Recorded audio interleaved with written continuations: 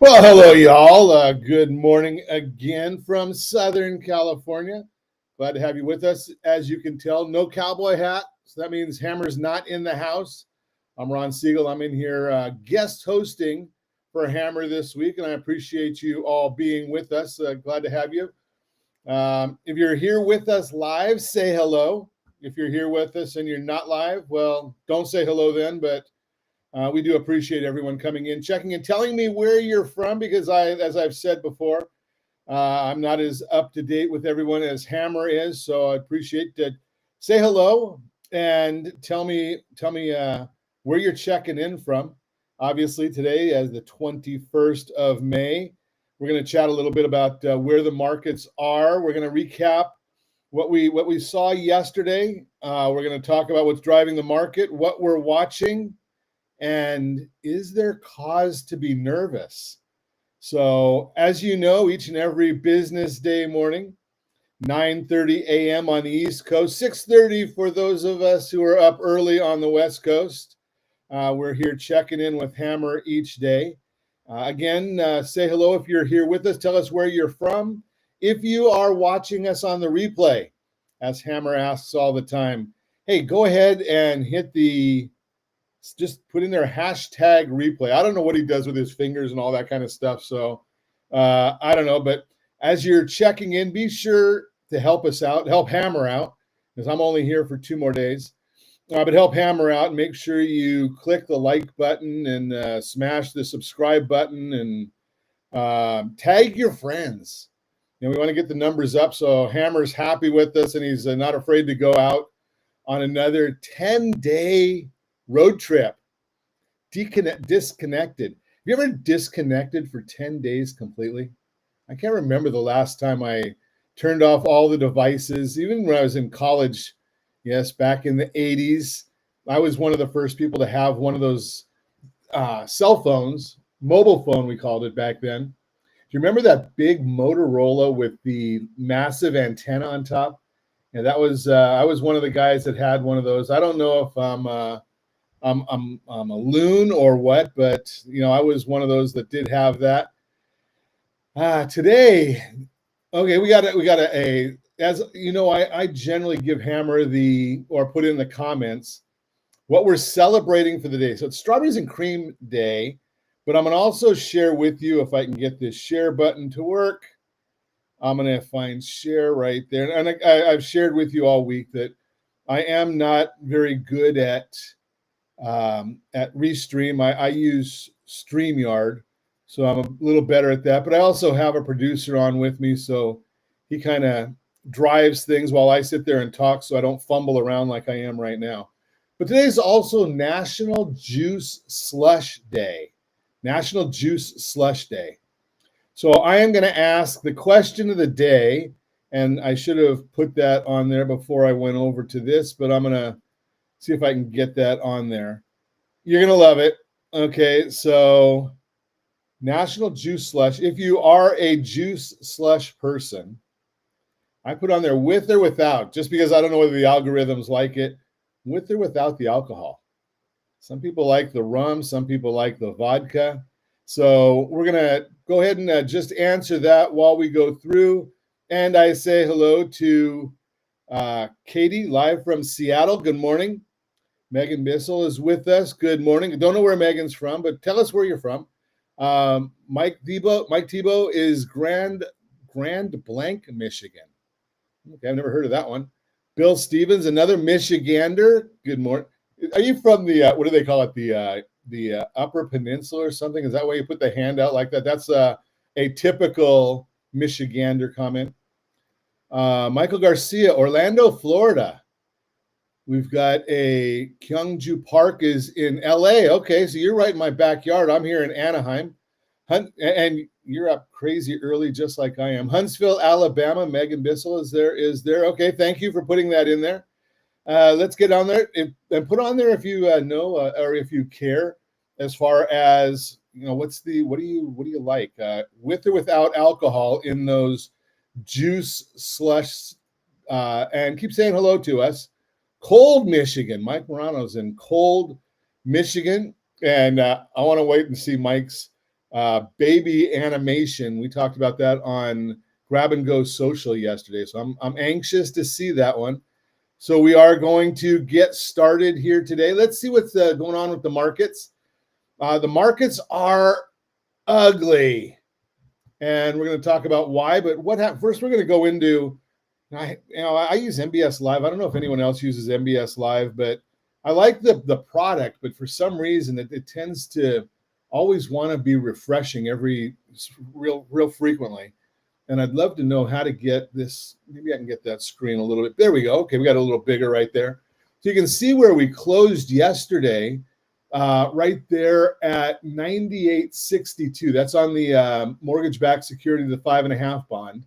And we opened yesterday at, the open was at 98.79. So we dropped 17 basis points. And if you look, we had a lot of activity, came back a bit. And what's driving all of that?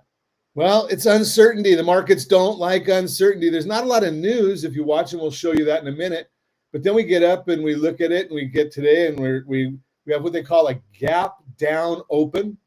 Generally, the markets like to fill in gaps. They don't like gaps like this. So they've got a gap down open, continued down, already starting to recover a little bit. And right now, as we speak, we're down 30 basis points on the bond. Let's move up and take a look at the 10-year Treasury, see what that one's doing, if I can bring that in there. And you can see we've got this 10-year Treasury is doing basically the same thing, just the opposite direction, because here we're talking about the yields instead of the bond price itself. Remember, bonds and yields bonds move, the bond price, it's a mathematics issue. The bond price moves in the exact opposite direction of what the yield is doing. So we have to always remind our friends of that. What's driving all these things? So the U.S. Treasury yield tops. Oops, I didn't switch to this tab there. Probably by Friday, I'll understand how to work this thing.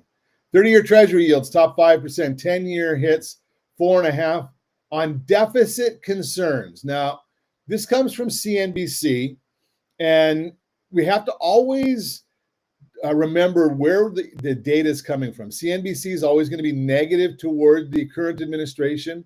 Fox is going to always be positive to the current administration. Doesn't matter whether you like it or not. That's just the way it is. So why are they worried about why are we worried about the deficits all of a sudden right now? Well, they've got this Treasury bond or the budget deal that's going through Congress right now, and unfortunately, as we've talked about in the past, whenever we're dealing with the budget issues or any of the issues in Congress, budgets especially, Congress uses a lot of outdated data and outdated modeling. So when we've talked about the Bureau of Labor Statistics reports, I refer to them as the BS reports, always wrong. You look at almost all the data that comes out, and they anticipate error, but the headlines don't. So the headlines don't tell you a lot of these things. So the budget deal right now, according to the CBO, which is supposed to be a nonpartisan organization, they say the way the current budget deal is structured, it'll create, $1 trillion worth of additional deficit. Now remember, the deficit is the annual budget spread. Is the deficit means that we're spending more than we're taking in. Now that's as opposed to the debt, which is sitting at $37 trillion. And if you've ever gone and looked at the debt clock, you can watch that thing scrolling almost as fast as when I go and register for a new app and it asks me for the year I was born. I got to scroll that thing forever. But when you look at the deficit issues, it looks at static data. It says, okay, we got 1.8% growth right now. That's all we're going to look at. We're not going to look at what effect these issues are going to have. Now, the administration is always going to look at the positive side of whatever administration is. Under the Biden administration, they always gave us the rosy picture. Under the Trump administration, they give us the rosy picture. What else would they do? But if you look at history, when the government did, or when the government put in the Trump tax cuts in 2017, revenues increased. Like it or not, the revenue, the amount of money that the government's collecting, increased. And the CBO, the budget office, understated the effects of that tax plan by about 1.5%. So if you say right now that we're looking at a 1.8% GDP base or deficit, now if we get a 3% growth out of this, which is exactly what happened in 17, so I'm not trying to paint a rosy picture, then this tax bill, this budget reconciliation bill, actually pays for itself and there's no deficit.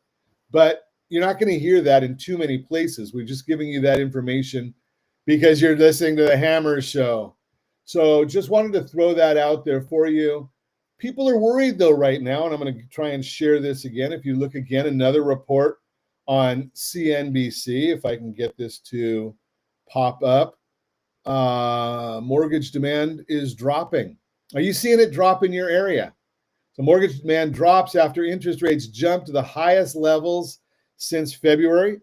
Are you seeing it at the absolute highest levels right now? I know that when I'm looking at rates, they're still staying in the upper sixes, not a big, and because I go back so far, the first family I helped get a loan was in 1983. I'm not sure how many of you were alive back then, but in 1983, and you look all the way forward till today, until we got to the Great Recession, 7.5 was about a normal interest rate.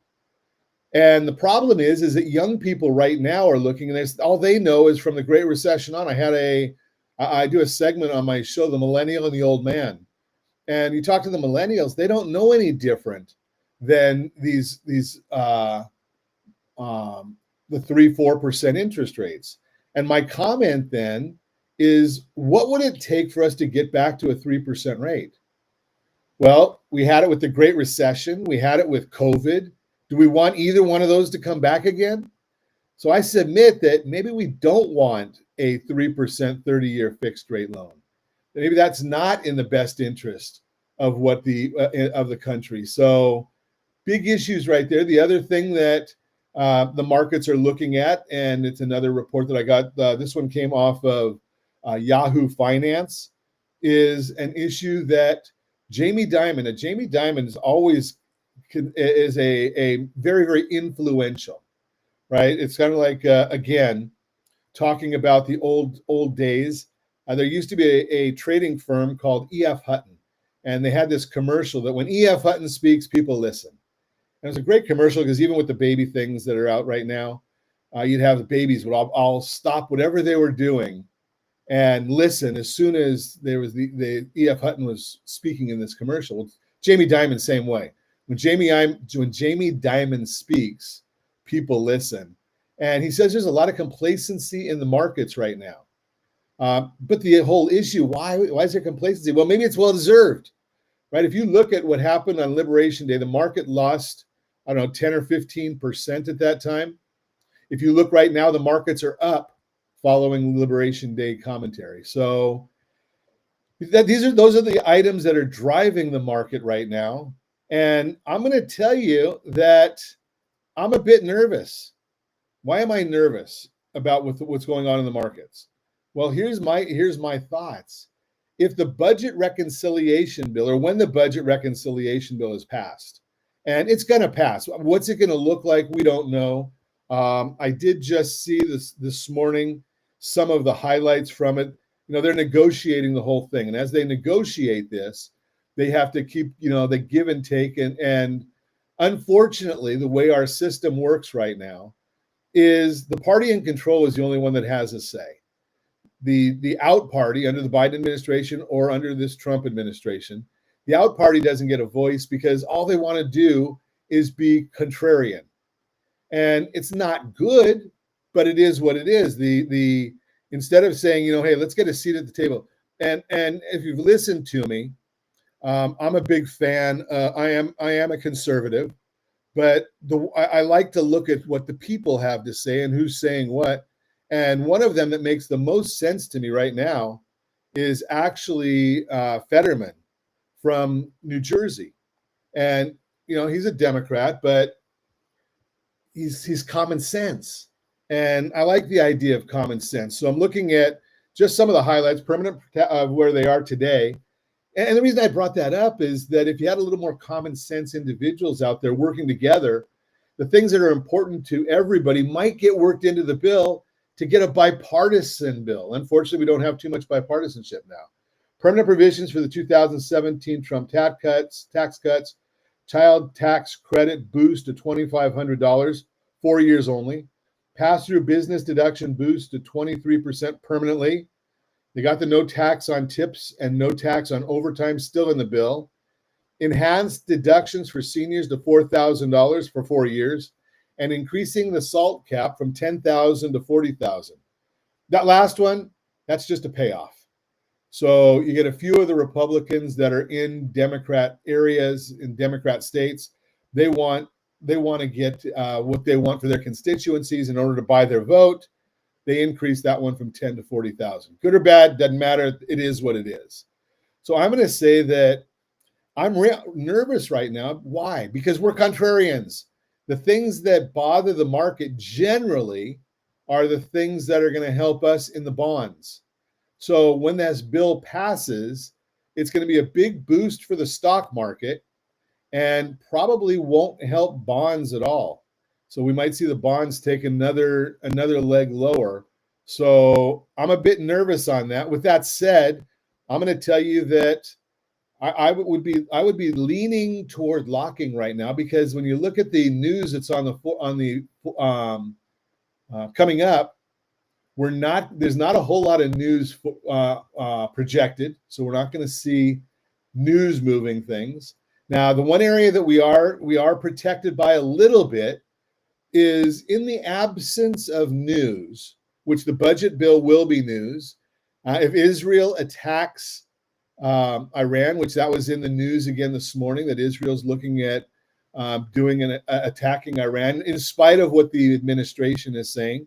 If that happens, that could be beneficial for bonds. We don't like bonds to move positively for something like that, but it could be a bit beneficial for bonds. It won't be good for oil prices, but we'll see what happens there. But what I was getting to is in the event that there is no real news and there's nothing other than geopolitical issues on the calendar. I'm looking at today's calendar. We've got crude oil inventory is still coming up later today. We've got Barkin, Fed Speaker Barkin will be speaking, a 20-year bond auction. That's not going to have to be real market moving, I don't expect. But in the absence of real news, we look at fundamentals. And there are some levels of support that we're getting to in the fundamental side. So, we do have some benefit there. So right now, what I'm saying is, because of all of this uncertainty, I would be looking at locking loans. If you got them, lock them. If you're open, if you got time, moving out further in the time frame, then I would say, okay, it might be a little bit safer to float. Because remember, as I've said in the past, the markets will always overreact. They always overreact. So when the budget bill gets passed in the House, the market will overreact. It's going to then have to move on to the Senate. They're going to try and hopefully that we can get them to vote on maybe they've already worked together so that they know that work together. I guess I jest right there, right? But the bottom line is, hopefully if they're working together and we get them to work together, we'll be in better shape. I want to know what your thoughts are. Are you following this? Or in many instances, I see, especially as we get closer to the weekend, are you ready to tune out? Are you ready to tune out of this and enjoy a long weekend? So if you have comments in there, give me your comments. Tell me what you think is coming up and what your impressions are. I did forget, so I'm going to go back and I'll tell you right now that if you're wanting to get rate lock advice, Hammer does put, I think I can get that on here. Hammer puts that rate lock advice out. Well, I got the wrong codes going on in the wrong place. Let's see.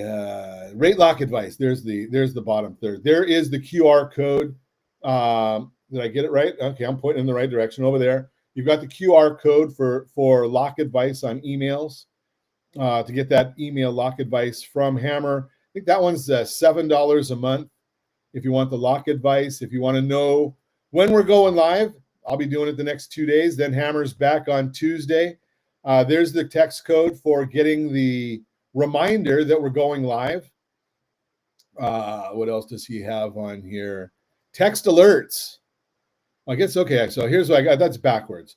Lock advice email. Sign up for that one. It's free. And you can go in here and get the text alerts. That's $7 a month. Julie Lawrence says she's locking one today and telling clients it's up to you, but I recommend a lock. Only one I'm floating is, yeah, you know something, Julie, I'm in the same boat. So I've got one that's closing the end of June, and I'm telling them the same thing. Let's hold off. Let's see. We're going to have, I think, June 18th, we've got another Fed meeting. They'll be able to look and see what is inflation doing. They'll have already got the next jobs report will be coming in as well.